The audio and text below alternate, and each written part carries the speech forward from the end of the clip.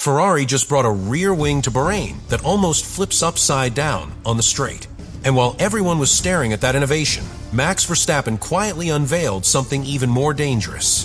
Because during preseason testing, Lewis Hamilton activated a low drag mode that rotates the rear wing nearly 180 degrees, unlocking close to 12 kilometers per hour of extra top speed without using additional battery power.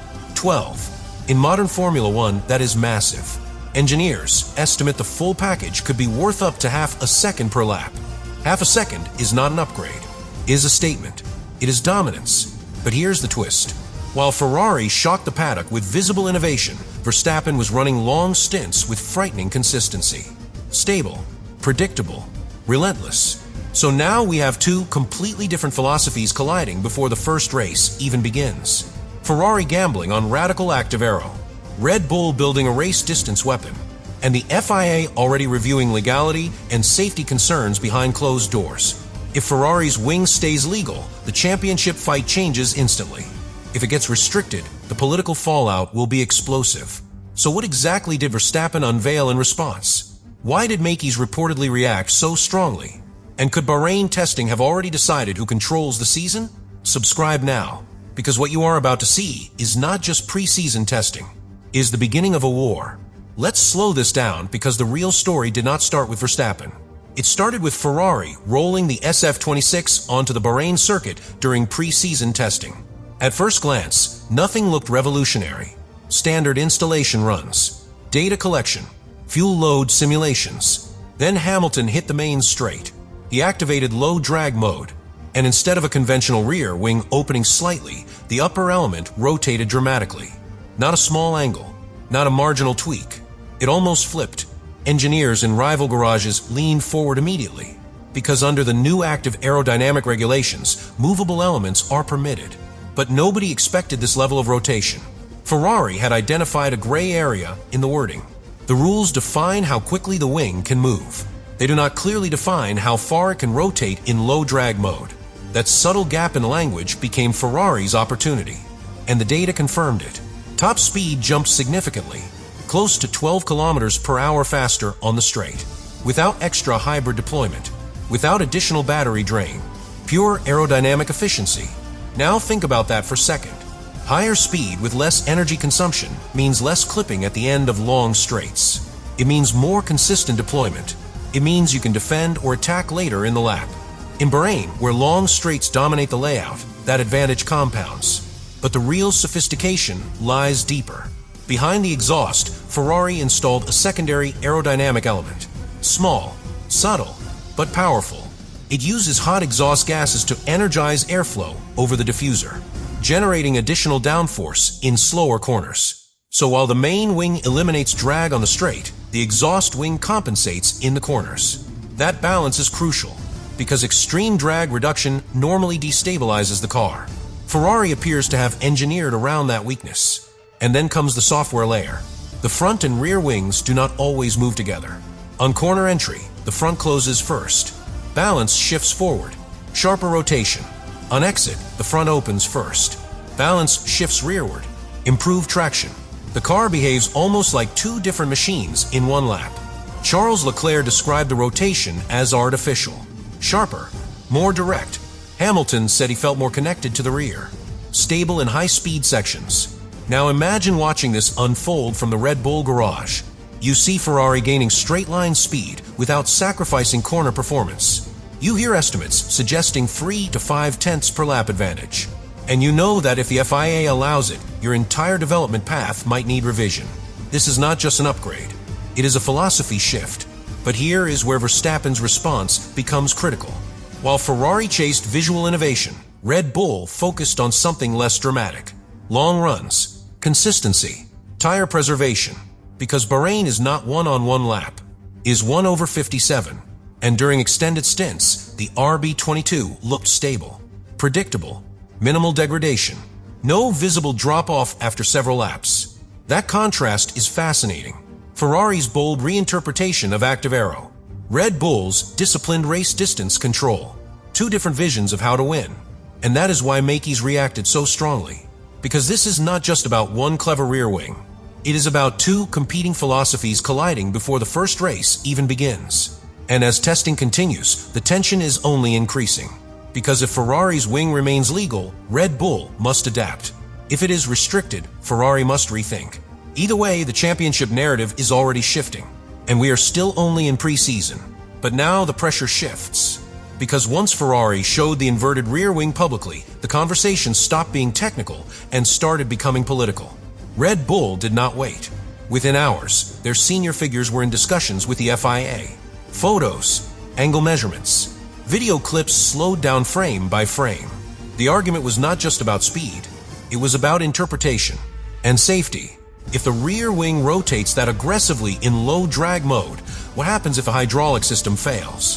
What happens if it sticks in that position, entering a braking zone at full speed? Rear downforce would disappear instantly. At over 300 kilometers per hour, that is not theoretical. That is dangerous. And safety arguments carry weight. Now imagine this unfolding during preseason testing. No points have been scored, yet meetings behind closed doors already feel like race weekend protests. That tells you how serious this is. But here is where it becomes even more interesting. Ferrari did not hide the system. They ran it openly, repeatedly, confidently. That suggests they believe their interpretation is defensible. They are not testing quietly. They are sending a message. And that message is simple. We found something. Now respond. Meanwhile, Verstappen continued running long simulations. And this is where the contrast becomes sharper. Ferrari's rear wing is spectacular, visually dramatic, technically bold. But Red Bull's strength appears to lie in something less visible. Consistency. During extended runs, the RB22 maintained rhythm. Stable rear grip, minimal overheating, no sudden balance shifts. While Ferrari explores dynamic balance changes through software, Red Bull appears to rely on mechanical and aerodynamic stability. Two very different philosophies. One pushes regulatory boundaries. The other builds a foundation. And that is likely what shocked Makeys the most. Because if Ferrari's concept dominates qualifying but struggles with reliability or tire where over a race distance, Red Bull's approach could neutralize it. Preseason testing is deceptive. Fuel loads are hidden. Engine modes are masked. But behavior patterns are difficult to fake. And the RB22's behavior has been calm, predictable, composed. While Ferrari's innovation grabs headlines, Red Bull's response feels calculated, almost patient.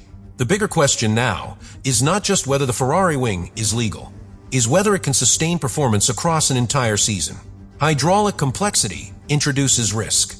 Software synchronization must remain flawless. Drivers must trust the balance shift mid-corner every single lap. If there is lag, instability follows. And instability at high speed is unforgiving. So as Bahrain testing continues, we are watching more than lap times. We are watching a strategic standoff. Ferrari daring the rulebook. Red Bull reinforcing stability. The FIA analyzing every detail. If the inverted rear wing survives scrutiny, the grid changes overnight. If it does not, Ferrari must adapt quickly. But even if it is restricted, the psychological shift has already happened. Ferrari has shown they are willing to reinterpret aggressively. Red Bull has shown they will challenge immediately. And Verstappen, quietly, has shown that the RB22 may not need dramatic tricks to compete. Because sometimes the most dangerous car is not the one that shocks visually, is the one that delivers lap after lap without drama. And that battle between innovation and control is only just beginning. Now, let's take this one level deeper. Because what makes this battle so fascinating is not just Ferrari's boldness or Red Bull's calm response. It is timing. We are still in preseason testing. No qualifying pressure. No park firm restrictions. No championship points on the line. And yet the tension already feels like a title decider. That alone tells you how disruptive Ferrari's rear wing concept really is. If the inverted wing remains untouched by the FIA, Ferrari could begin the season with a built-in straight-line advantage. Higher top speed, lower energy consumption, more deployment flexibility. Combine that with dynamic balance shifts through desynchronized aero, and you potentially have a car that qualifies at the front and controls track position. And in modern Formula One, clean air is everything. But here is the uncomfortable question Ferrari must quietly consider.